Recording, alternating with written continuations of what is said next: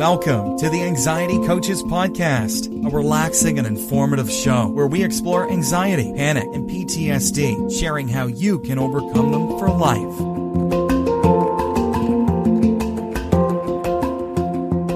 Aloha! Welcome back to the Anxiety Coaches Podcast. I'm your host and coach, Gina Ryan, and I am so happy to be with you again today as together we can consider the many ways to bring your mind and body back to its natural peace and calm.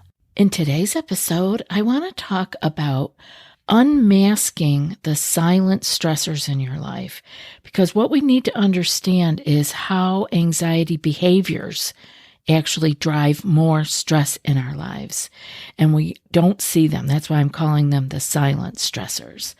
Anxiety can manifest in so many different behaviors that we have and contribute to more stress in our life. Again, we're just piling on the stress without even really knowing that's what we're doing. These behaviors are often our coping mechanisms or our reactions to the underlying anxiety that we're dealing with. But they can exacerbate the stress in the long run. Again, we think we're dealing with or coping, but what we're doing is adding more stress and making it worse. And so you can see how this cycle begins. We think we're fine, nothing exciting or disturbing happening, but our anxiety symptoms and sensations are rearing their ugly heads. So how is this happening? We say to ourselves, or as a client, you would say to me, I feel relaxed. Many things in our lives go unchecked.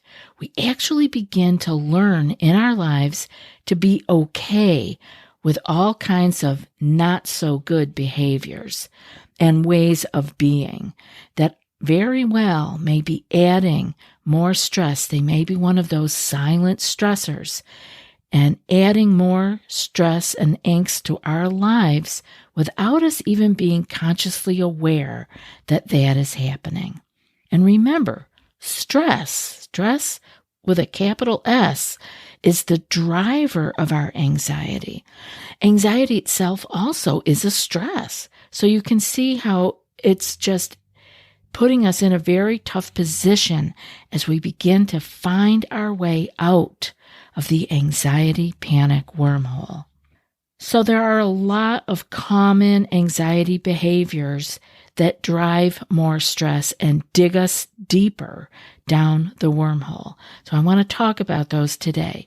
And if any of them ring a bell with you, you may want to jot it down in your journal so that you can come back and revisit if you are making any changes in that particular area, because we need to keep it top of mind. These are things that very easily fall under the radar of our conscious awareness because we either have been doing them for a long time and they just became habits, or we've never paid attention to it and didn't even know that that could be adding more fuel to our stress fire.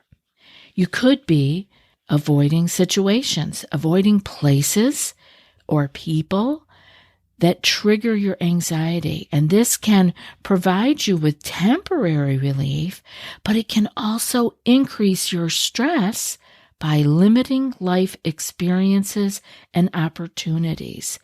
Avoidance in and of itself is a huge anxiety behavior that can permeate your entire life. You start with avoiding one thing, and next thing you know, you're avoiding many things. Now, some people are able to contain it to maybe only one type of avoidance.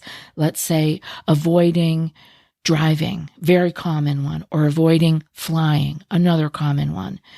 But often the avoidance can permeate a life. People avoid all kinds of situations, places, or people.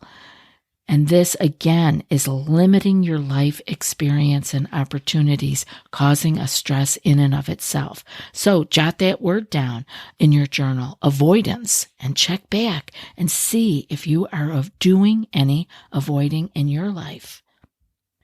Chronic procrastination can also be a problem because it can lead to increased stress as tasks and responsibilities pile up.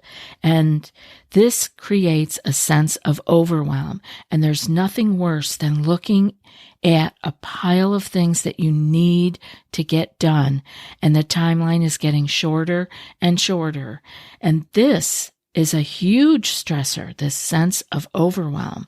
So try jotting that one down, procrastination, and see if that's popping up anywhere in your life.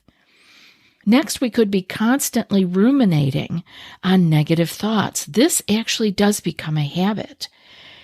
We become habitual worriers. We become ruminating on negative thoughts, hypothetical scenarios, or potential worst-case outcomes, and this can definitely heighten your stress levels. So I jot down overthinking. Next, we move on to sometimes we are setting unrealistic high standards and striving for perfection. And this can lead to constant stress and anxiety over not meeting those standards. Are you a perfectionist? Next up, we could be repeatedly seeking reassurance from others to alleviate anxiety, and this can strain relationships. It can contribute to stress when the need for reassurance is not available or when it becomes burdensome to the other people in our lives. Check and see if you have become excessively seeking reassurance. How about catastrophizing? Always expecting the worst outcome in any situation. You can see how this creates a perpetual state of stress and anxiety. It's just keeping your amygdala on guard and scanning the horizon for the next catastrophe to happen. This not only keeps us in a perpetual state of stress and anxiety, it trains the amygdala to stay on day in and day out. Another place is holding tension in our bodies. We could do this habitually. I had a point where I was doing this. I was holding my shoulders up, and my shoulders and neck were holding a lot of tension. And it can be clenching muscles, grinding teeth, and holding fists. There's all kinds of places where you could be doing this. And this can contribute to physical discomfort and exacerbate stress. And this is also the message to your brain that, Houston, we have a problem. So you are never relaxing. The amygdala is not standing down. It is getting a message from your physical body that there's a problem. See if you're holding physical tension. You could also be isolating yourself from social interactions due to your anxiety, and this can lead to loneliness, and that, for some people, would lead to stress. We can be alone and not be lonely. So you have to check, are you socially withdrawing to the point of loneliness and having this in and of itself adding to your stress load? It's important that we pay attention to these things. You can see how easy it would be to ignore many of these and just think this is how I am or this is how I live my life. It's good to run your mind through these points that I'm making so that you can see if they are troublesome in your life. They may not be, but jot that one down, social withdrawal. Another place would be using drugs, alcohol, or other substances to cope with anxiety, because this can provide a temporary relief. And you can see how easily that would be to get hooked into it, right? Well, I feel good, and it doesn't have to be drugs or alcohol. It could be all kinds of other substances or behaviors. But this also can lead us to increased stress and additional problems in our lives. So jot down substance abuse if you think this might be a problem in your life. We could be neglecting our self-care. And I mean self-care such as activities like exercise, moving our body. If you don't like the E word, just moving your beautiful body. We're bipeds. We're meant to be out walking and moving. It could be that we've developed poor nutritional habits. It could be that we have developed bad sleep habits, and this can make the body less resilient to stress and exacerbate any anxiety symptoms if we are not paying attention to our self-care. So jot that down. How's your self-care? You could have fallen into people-pleasing. Constantly trying to please others and fearing disapproval from people can lead to stress, and it can lead us to an inability to assert our own needs and desires. And if there's anything in your life that is going to help you, is to be able to identify your needs and your wants. Just being able to identify them can be a real stress reliever. Many times in our lives, we don't pay attention to what we need or what we want. We think we're just on this planet to do everything for everybody else. But I'm telling you, everybody else around you could be way better off if you can identify what your needs and what your wants are. And then I don't want you to stop there. I want you to be able to then be able to express those needs and wants when necessary. Many times we can live a whole life of just, number one, not even identifying our needs and wants, but number two, once we have identified them, to keeping them to ourselves. And I guess we just magically expect that other people would know what they were and would act accordingly. Well, here's a real eye-opener. Nobody knows what you need or want unless you tell them. And that can be hard if you have been living your life so far as a people pleaser. This is a whole big subject in and of itself, and how this leads us to incredible amounts of stress and anxiety. So check in with yourself and see if you have become a people pleaser, or maybe you've been one your whole life. And now I'm giving you the wake-up call to make a change there. The next one we could be moving into is our self-talk. How are you talking to yourself? Continuously engaging in self-criticism and negative self-talk can really erode our self-esteem, and that can increase our stress levels, leading us to staying in that anxiety cycle. Pay attention to how you talk to yourself.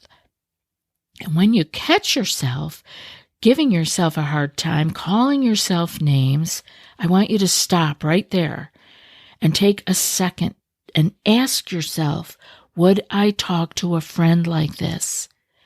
Would I talk to someone who was asking me for help like this? And I know the answer to that. The answer is no. And we want to be a friend to ourselves. So think about it and see if you can change that self-talk. Maybe you just get completely neutral with it. There's no need to make it flowery and, out of this world with rainbows and unicorns. No need. But you can get neutral. You can leave it in a neutral place where you are just asking yourself with curiosity, what can I do for you? Is there anything I can do to help you? Before you continue on in that negative self-talk. You think you're tough and you can take it, but I'm telling you, that kind of negative reinforcement in our brain is what takes us down and leads us to more stress, which leads us to more anxious feelings. Another place that we could really be giving ourselves some trouble is avoiding difficult conversations and avoiding conflicts. This can lead to pent-up emotions in us. you think because you avoided the confrontation or you didn't have the conversation. Now, some conversations don't need to happen, but some of them do. And maybe you need to take it to your journal first. Maybe you can write it out and avoid a whole big to-do by how you can see what you're feeling and then be able to talk about it or make this conflict happen in a different way. But don't leave it pent up inside you without getting it out. And you want to get it out in your journal? That's fine. Let's start there. But don't be avoiding confrontation. It will lead to more stress in the long term, just having it brewing inside you. Another place is mind reading. I know we've talked about this before on other episodes, but without clear evidence, assuming what others think or feel can lead to misunderstandings and unnecessary stress. We think we know what other people are thinking, and we do not. So again, take it to neutral. You don't have to think great things. They're thinking all this wonderful stuff about you if you're thinking they're thinking negative things about you. But just leave it neutral with curiosity, like, oh, I wonder what they might be thinking. You can leave it there because it could be either way, negative or positive. You don't know without clear evidence. So check and see if you're playing around with mind reading. And finally, I wanted to talk about hypervigilance. Being constantly on guard and alert for potential threats can lead us to being chronically stressed. It is exhausting. This is the amygdala on hyper.